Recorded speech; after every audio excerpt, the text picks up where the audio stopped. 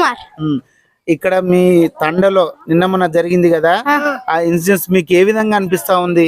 మొత్తం ఈ రేవంత్ రెడ్డి చేస్తున్నది, ఈ శేఖర్ ని కొట్టినాం కదా, ఆ శేఖర్ కూడా చేస్తున్నది. ఈ భూములు వద్దు, ఈ ఫార్మా వద్దు, ఈ ఫార్మసీటే వద్దు, మా ప్రాణాలైనా ఓని కానీ ఈ భూమిలు ఇయ్యం మేము. మా అమ్మ నాన్నని జైల్లో వేసినా మేము పోరాడతాం భూముల కోసం. అంటే అది ఫార్మా కంపెనీ అంటున్నారు కదా, దాని మీద నష్టం అనేది ఏమేమో వస్తుందని తెలుసా నీకు? ఊరు మొత్తం పోతుంది, కాలుష్యం అయిపోతుంది, తాగనీకి నీరు కూడా లేకుంటది. బయట నుంచి తెచ్చి తాగాలి మేము నీళ్లు. స్మెల్ కూడా మొత్తం ఘోరంగా వస్తుంది. Okay okay. ఇక్కడ చిన్న పిల్లవాడు శేఖర్, ఏం పేరు, సాయి కుమార్ చెప్తున్నట్టు వాదన నిజంగా గుండెని తరుక్కు వేస్తుంది.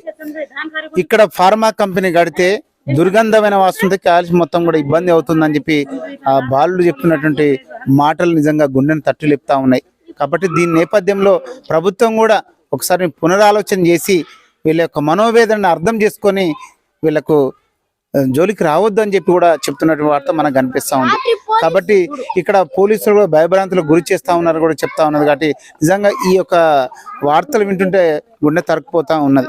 రాత్రి మొత్తం పోలీసు వచ్చి తలుపులు మొత్తం కొట్టేసి తలుపులు మొత్తం ఇరిగిపోయినాయి.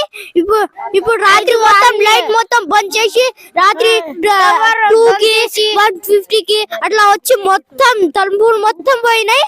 ఇంకా మగ పిల్లలు ఎవరైనా ఉన్నారు కదా వాళ్ళని ఎత్తుకొని జైల్లో వేస్తున్నారు. జైల్లో వేయని, మా అమ్మని కూడా వేయని, కానీ మేము పోరాడతాం. మా ప్రాణాలైనా కానీ భూమిలు ఇయ్యం. కాలం మనిషిని ఒక ఆయుధంగా తయారు చేస్తున్నారడానికి నిదర్శనం ఈ బాలుడు. నిజంగా మా అమ్మ నాన్న జైల్లో పెట్టినా పర్వాలేదు కానీ ఉద్యమం బాట చేపడతా అంటున్నాడు.